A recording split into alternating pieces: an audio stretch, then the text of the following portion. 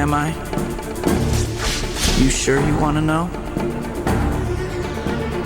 If somebody told you I was just your average, ordinary guy, not a care in the world, somebody lied.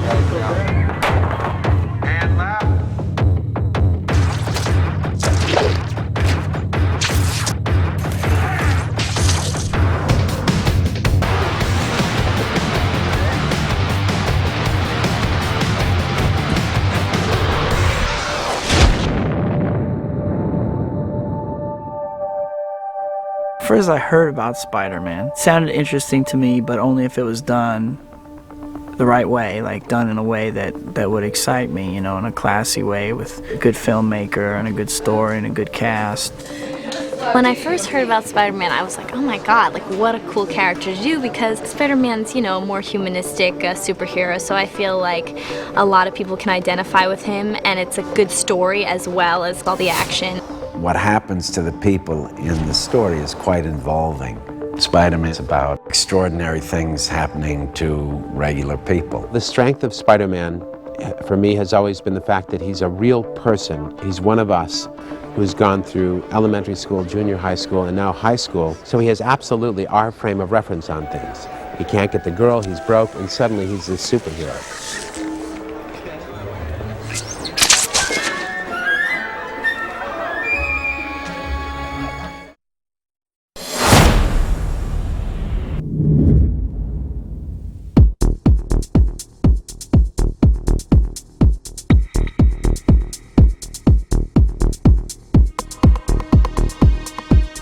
Spider-Man started as its own book in 1963 by Stan Lee. I was looking for an idea for a new superhero, and I was sitting at my desk and I saw a fly crawling on the wall. And you know, one of the things you always look for is what new power can I come up with? And I said, gee, wouldn't it be something to have a hero who could crawl on walls? But the next thing I needed was a name for him. So I thought Fly Man? It didn't seem to have sex appeal. Mosquito Man? Nah. Insect Man? Ooh. And then I went down the list, and then I came to Spider-Man, and somehow that sounded dramatic and scary. Spider-Man.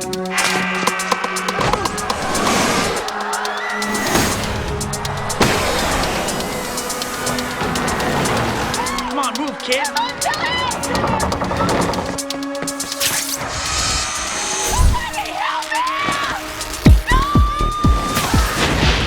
I knew all about Spider-Man. He got bit by a radioactive spider. I knew that whole story, and everything, you know, I think has like a slight comic book feel with reality, and I think that's important because it is a comic book. He has real problems, and this extraordinary thing happens to him, and it's about how he deals with it. And it's very much a coming-of-age story about growing to be able to accept responsibility. Remember, with great power comes great responsibility. Spider-Man had real personality, had real problems. The character of Peter Parker was a real kid in high school, and the Spider-Man comic books were more about how these superpowers affected his real life. So I could really relate to those stories in the early Spider-Man comic books in the 60s and 70s, and he became one of my favorites. There's always a need to find the right blend of maintaining that history and yet making it contemporary enough that the audience is going to accept it as being now. Time worked just right. Technology is here, we have the right people that want to make it, the passion. It's very important for us to tell the story right, make a good picture, right for the times, but keep our characters in character.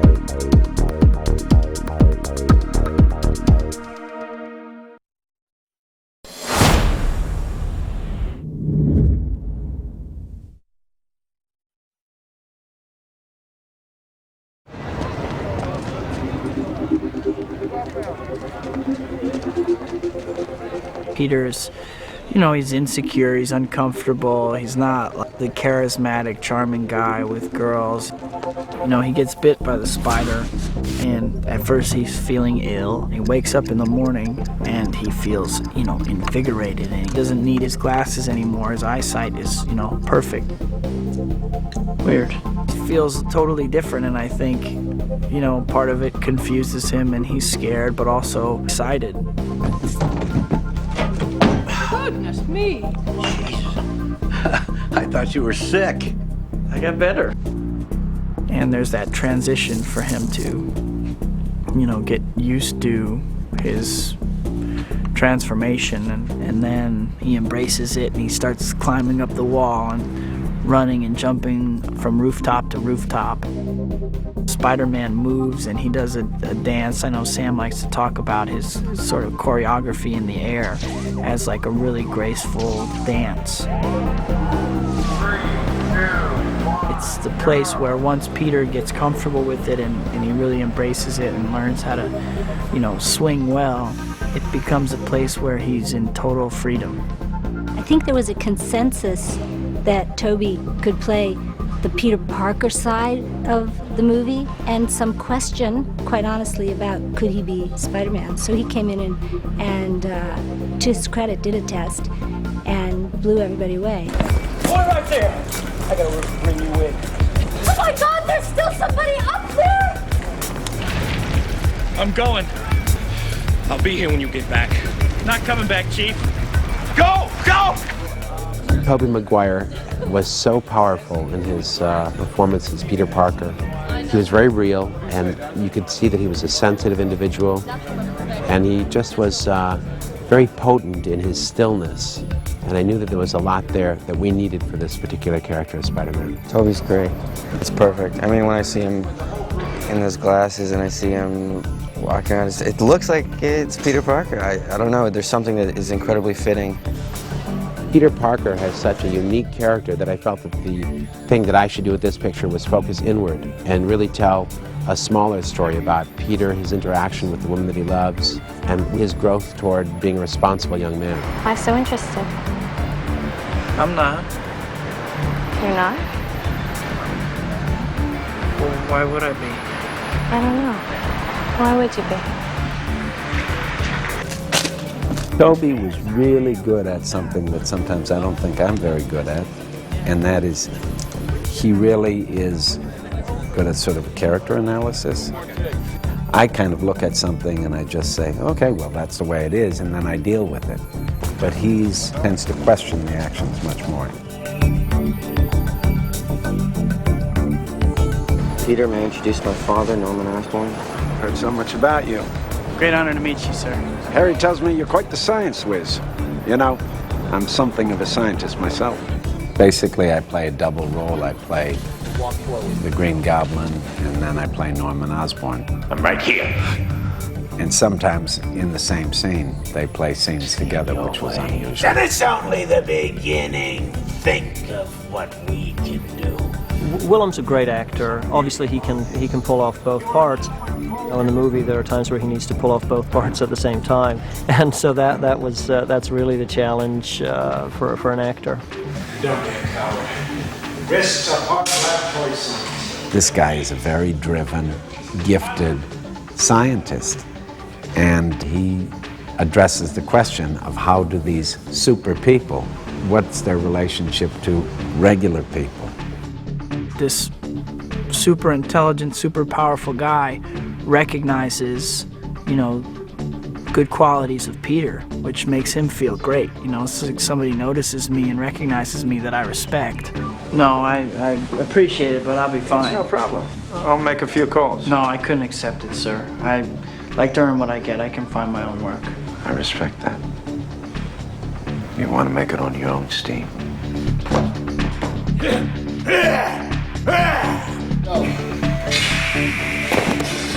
He's as good or better than any of the stuntmen, and he's done, I'd say 90% of his own stunts.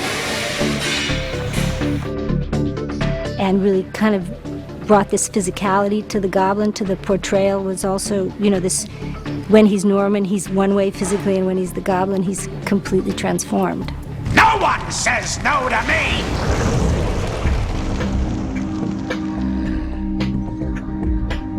Willem's great to work with because first and foremost, he's just a great actor, and I'm a big fan of his work in general. He's so full of life. He's so ready to jump in and do this. Yeah, that's a super villain fight. Plus, he's in ridiculous shape.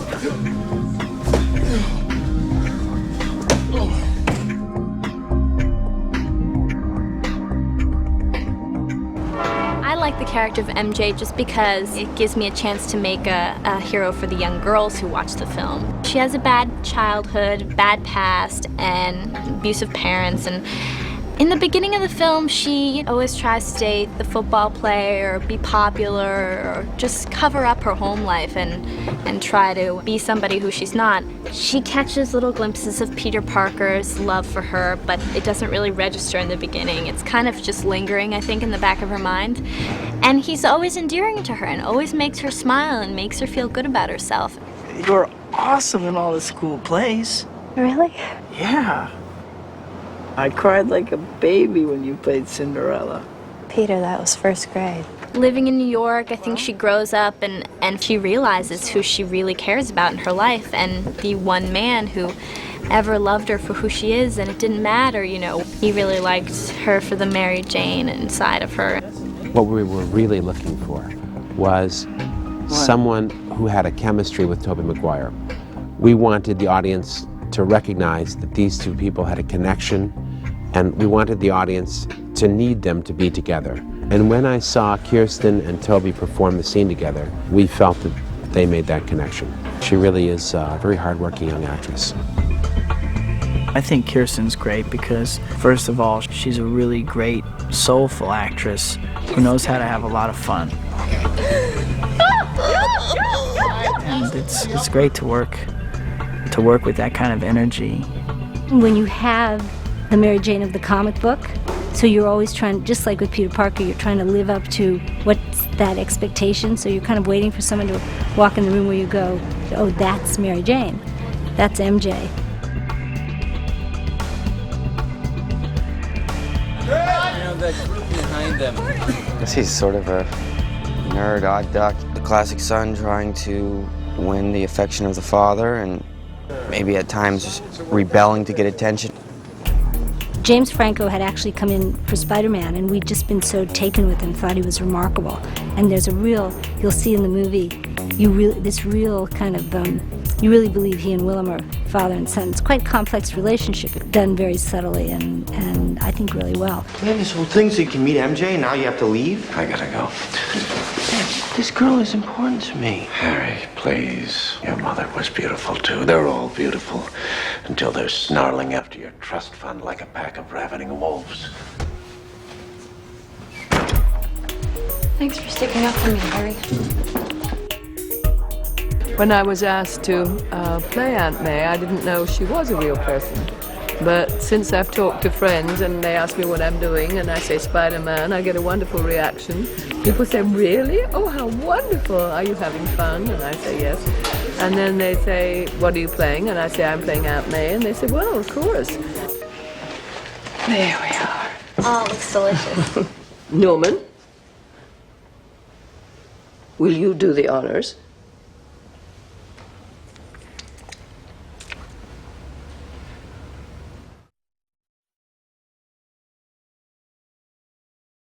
Hey, going to the downtown library. I'll see you later. Oh, yeah, wait, Pete. I'll drive you there, buddy. Oh, no, I'll take the train. No. I need the exercise. Go on. Go. I think Ben is, if there is such a thing as a typical avuncular uncle, a warm, loving, caring uncle who wants to be everything a father should be to a son who is not his son. Pete, look, you're changing. I know. I went through exactly the same thing at your age. No, not exactly. Peter, these are the years when a man changes into the man he's going to become the rest of his life. Just be careful who you change into.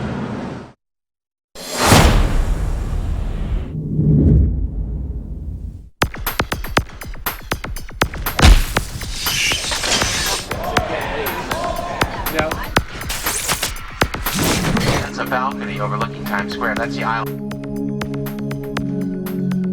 Sam, he's a character. I've heard the stories about how he's been a fan since he's a kid.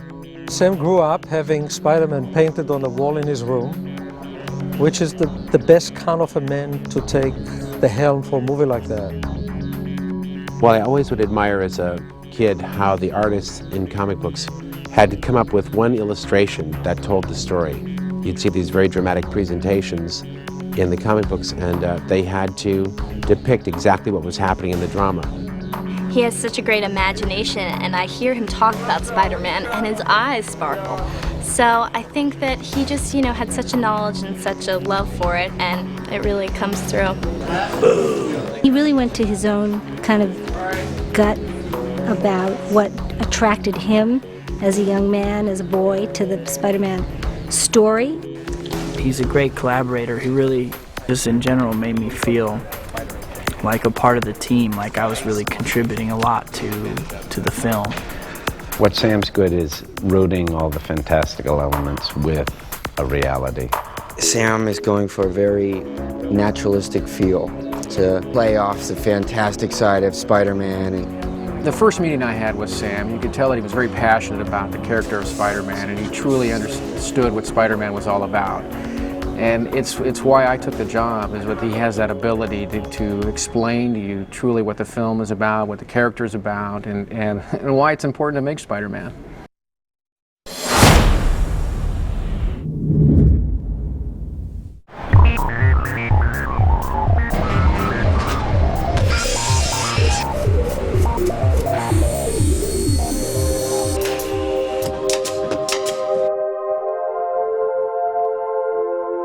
The sets were really fun to work on and really fun to see them build, and exciting to see them go up.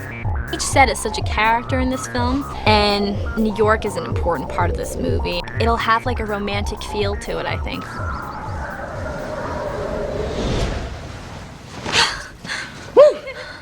I didn't feel it was proper to have a super stylized world, like the comic book world like you see in a lot of comic book films. I felt that the most important thing to do was to create a real world. There are parts of New York that are magical. So what we decided to do was just to create a whole city of those realistic, magical parts of New York. Neil Spizak truly loves New York, understands New York, and was able to bring his passion of New York to the film. One of the design elements that I tried to incorporate into the film as a whole is a slightly overscaled and somewhat classical architecture, building tops and places that you normally aren't on buildings, closer to the upper architecture of the buildings of New York. Really, it's like if you look at the comics, you flip through the pages and you look where Peter grew up, it's in this movie. If you look where Peter went to school, it's in the movie. Where would a kid like Peter share an apartment today? It's the apartment. He did a great job to be able to put together very fancy side of Manhattan, because that's the Osborne side of the world, with this modest upbringing where Peter comes from. And he connected it beautifully. And what is Spider-Man's world? And certainly he exists at the rooftops of New York. We scouted tons and tons of rooftops of New York, so we got to see the whole side of New York that most people never get to see. And we're bringing that to the film, and I think it's very exciting.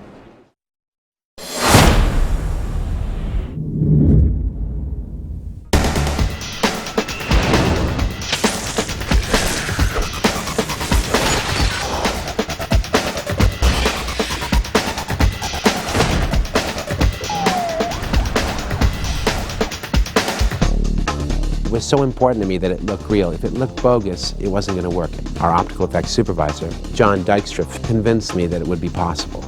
The important part of this movie was to make sure that the character's humanity showed through even when he became a superhero. And although we'd like to think that our stunt people and our actors can do all of these terrific fly through the city scenes, the truth of the matter is that it's either too dangerous or physically impractical for them to do that. So what we're going to do is we're going to fill in between the lines. I think that we are very fortunate to have John Dykstra on this movie. John has an amazing legacy in the effect business.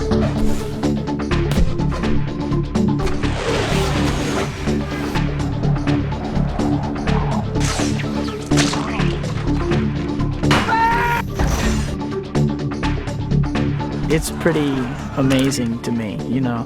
I think there's been a few great innovative films out there that, you know, just raise the bar.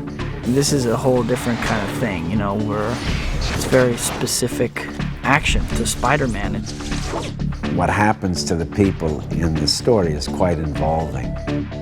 It's been a long journey. It's definitely been like such a learning experience for me. I got to do a lot of stunts, so it's definitely been a like physical testing my limits kind of movie.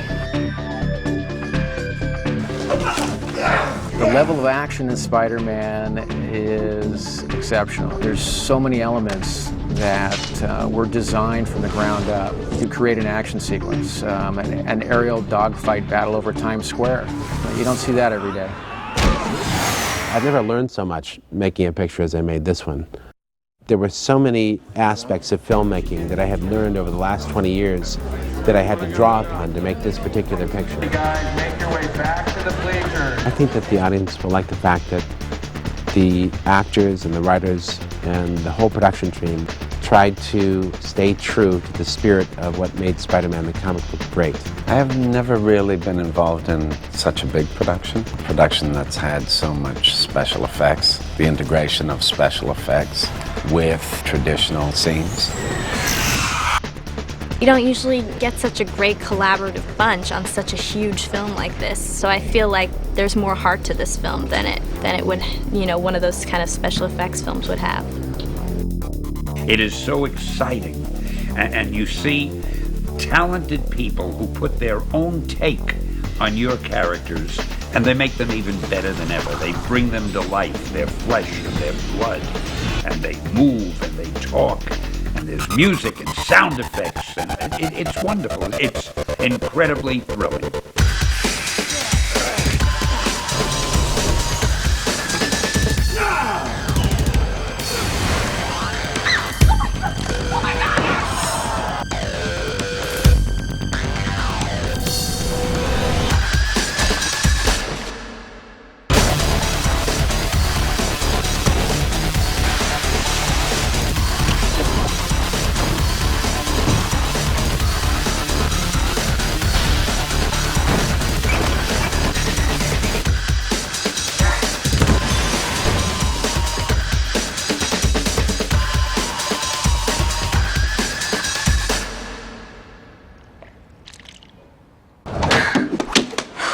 Wow, great reflexes.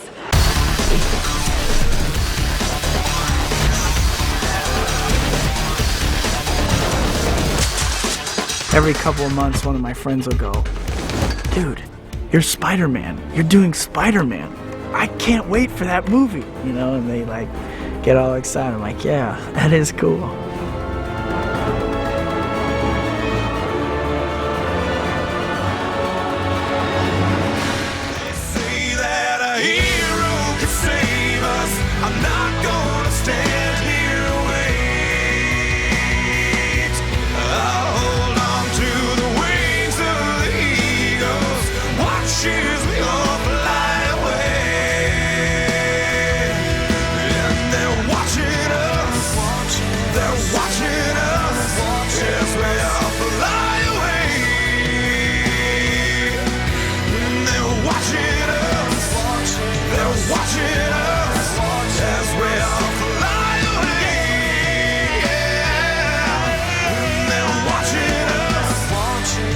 Watching